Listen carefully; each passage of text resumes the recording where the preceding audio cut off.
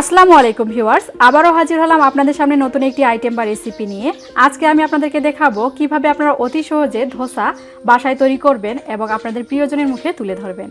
তাহলে সঙ্গেই থাকুন। আর শুরু করার আগে আপনাদের কাছে ছোট্ট একটা অনুরোধ রইবে, যদি আমাদের এই ভিডিওগুলো আপনাদের ভালো লাগে তবে অবশ্যই আমাদের চ্যানেলটিকে সাবস্ক্রাইব করবেন এবং পাশে থাকা বেল আইকনে ছোট্ট একটা ক্লিক করবেন।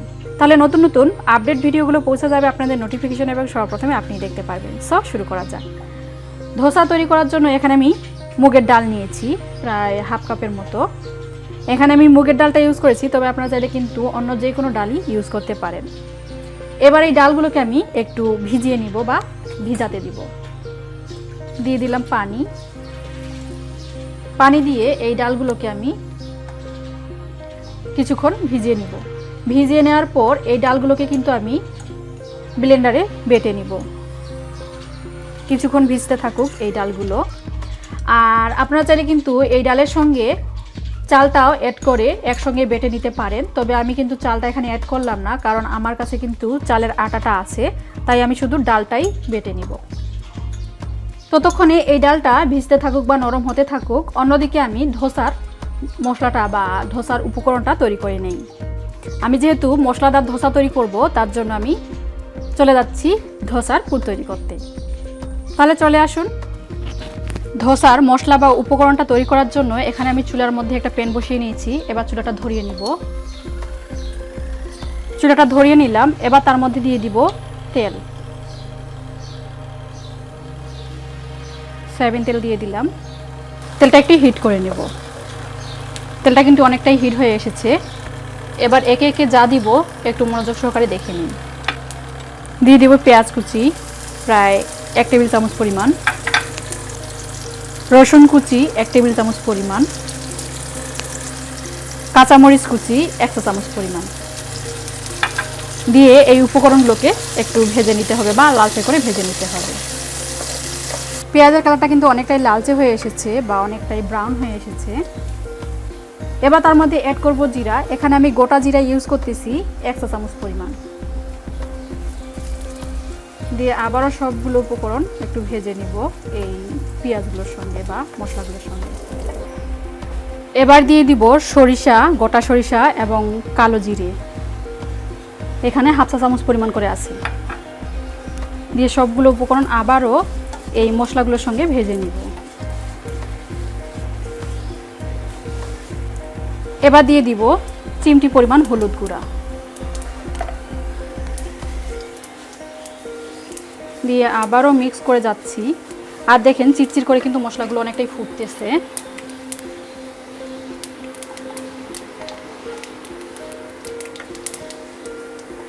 এবার দিয়ে দিব স্বাদ মতো লবণ দিয়ে আবারও এই উপকরণগুলো মিক্স করে যাব। এবার দিয়ে দিব ম্যাশ করে রাখা আলু। এই আলুগুলো কিন্তু আমি আগেই সিদ্ধ করে ম্যাশ করে নিয়েছি বা বেটে নিয়েছি।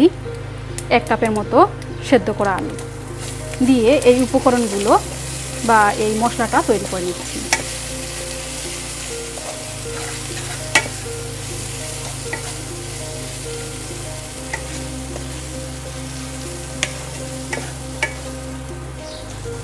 আর আপনারা যদি ঝাল একটু বেশি পছন্দ করেন তাহলে কিন্তু এখানে গুঁড়ামরিচটাও অ্যাড করে দিতে পারেন। আর আমি এখানে কিন্তু আর কোনো প্রকার গুঁড়ামরিচ ইউজ করলাম না, জাস্ট কাঁচামরিচ কুচি করে দিয়ে এই ধোসার পুরটা তৈরি করে নিচ্ছি। এভাবে প্রায় 3 থেকে 4 মিনিট নেড়ে চেড়ে এই ধোসার মশলাটা তৈরি করে নিয়ে ধোসার সঙ্গে পরিবেশন করতে হবে। আমার ধোসার মশলাটি অলমোস্ট রেডি বা এই পুরটা অলমোস্ট রেডি। এবার চুলাটা বন্ধ করে নেব। এবার চলে যাই ধোসা তৈরি করতে। ধোসার ব্যাটার তৈরি করার জন্য এখানে একটা খালি বোল নিয়েছি। সেই বোলের মধ্যে দিয়ে দিব 1 কাপ পরিমাণ চালের গুঁড়ি বা চালের আটা। আর আপনাদেরকে তো আগেই বলেছি, আপনাদের কাছে যদি চালের গুঁড়ি বা চালের আটাটা না থাকে তাহলে কিন্তু এই ডালের সঙ্গে আপনারা কিন্তু চালটাকে ভিজিয়ে একসঙ্গেই ব্লেন্ডারে ব্লেন্ড করে নিতে পারেন। এবার দিয়ে দিব হাফ কাপ পরিমাণ মুগের ডাল। এখানে পেস্ট করা মুগের ডাল, যেই মুগের ডালটা আমি একটু আগেই ভিজিয়ে রেখেছিলাম সেই মুগের ডালটা দিয়ে দিলাম।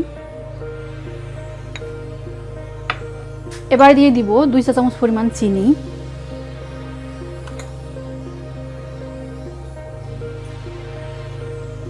আর দিয়ে দিব স্বাদমতো লবণ, দিয়ে সবগুলো উপকরণ মিক্স করে নিব।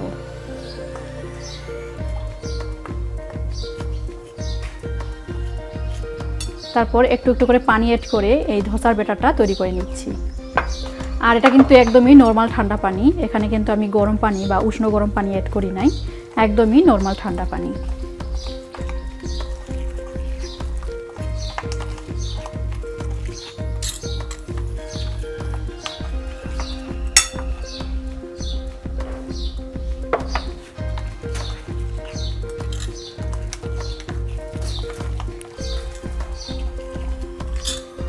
এবং এই ধোসার ব্যাটারটা কতটা পাতলা হবে আমি আপনাদেরকে দেখিয়ে দিব।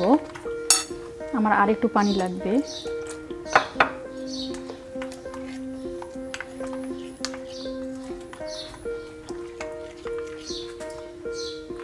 ঠিক এরকম, অবশ্যই আপনারা খেয়াল করতেছেন।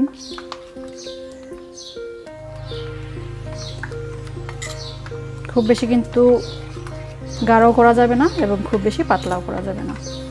থিকনেসটা আপনারা বুঝতে পারতেছেন কীরকম হবে। এবার চলে আসুন ধোসা তৈরি করতে। আবার আমি চুলার মধ্যে একটা প্যান বসিয়ে নিয়েছি এবং এই প্যানটাকে আমি ফ্রি হিট করে নিব, তার জন্য চুলাটা ধরিয়ে নিলাম।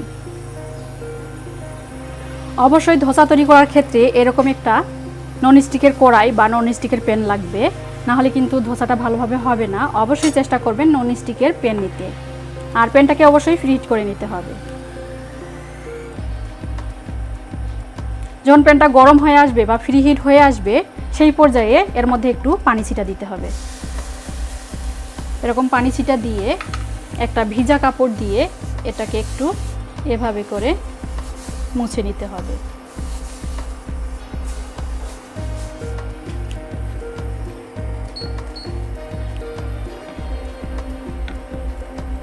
মুছে নেওয়ার পর সেই ধোসাগুলো এর মধ্যে দিয়ে কিভাবে ঘুরিয়ে ঘুরিয়ে নিচ্ছি অবশ্যই আপনারা খেয়াল করতেছেন, এভাবে ঘুরিয়ে ঘুরিয়ে কিন্তু নিতে হবে।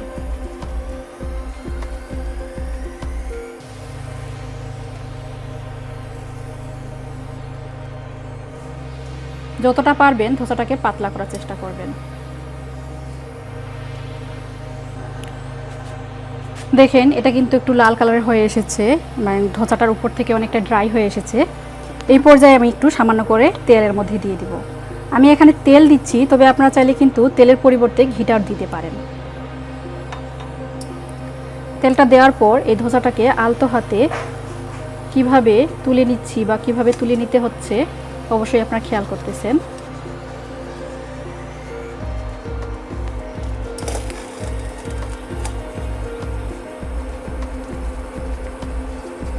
দেখেন ধোসাটা কিন্তু উঠে আসতেছে। অবশ্যই আলতো হাতে এই কাজটা করতে হবে।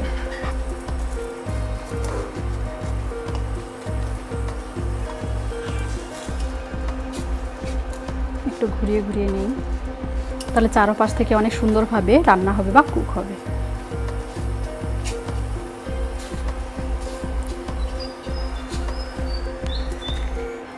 আর আমি যেহেতু মশলাদার ধোসা তৈরি করব, তার জন্য এখানে আমি মশলা দিচ্ছি। আমি একটা ধোসার মধ্যে মশলা দিব, আর বাদ বাকি ধোসার মধ্যে কিন্তু আমি মশলাটা অ্যাড করব না। আমি একটা ধোসার মধ্যে মশলাটা অ্যাড করতেছি। দিয়ে এটাকে ঠিক যেভাবে পাটিসাপটা পিঠা তৈরি করতে হয় বা পাটিসাপটার রোল দিতে হয়, ঠিক সেরকম করে এটাকে ঘুরিয়ে দিচ্ছি।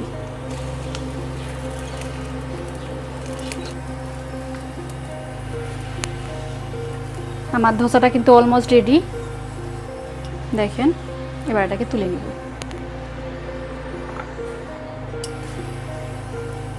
এবার আবারও সামান্য পানি দিয়ে এটাকে একটু নরমাল করে নিব, নিয়ে এরকম করে একটা ভেজা কাপড় দিয়ে মুছে নিতে হবে। মানে যতবারই আপনারা ধোসা তৈরি করবেন ততবারই কিন্তু একটু করে পানি এড করে বা পানি ছিটিয়ে প্যানটাকে একটু ফ্রি হিট করে নিতে হবে। নেওয়ার পর আবারও দিয়ে দিলাম, দিয়ে এভাবে ঘুরিয়ে ঘুরিয়ে ধোসা তৈরি করে নিচ্ছি।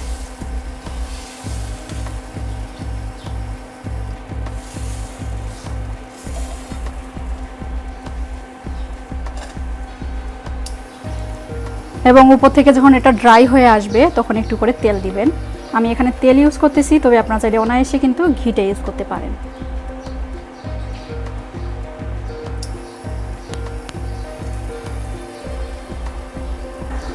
দেখেন আমার দ্বিতীয় ধোসাটাও কিন্তু অলমোস্ট রেডি। এটাকে এভাবে শেপ দিচ্ছি।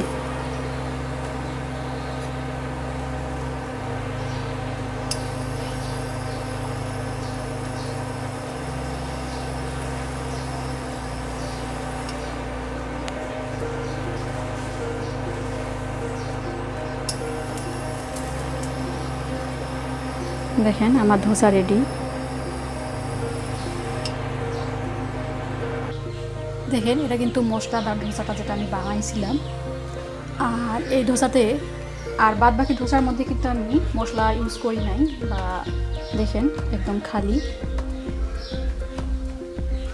এগুলোতে আমি পুর ভরাইনি।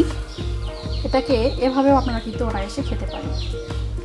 এভাবে করে এই পুরের সঙ্গে নিয়ে আপনারা এই ধোসাটাকে খেতে পারেন, বা এই সসের সঙ্গেও খেতে পারেন।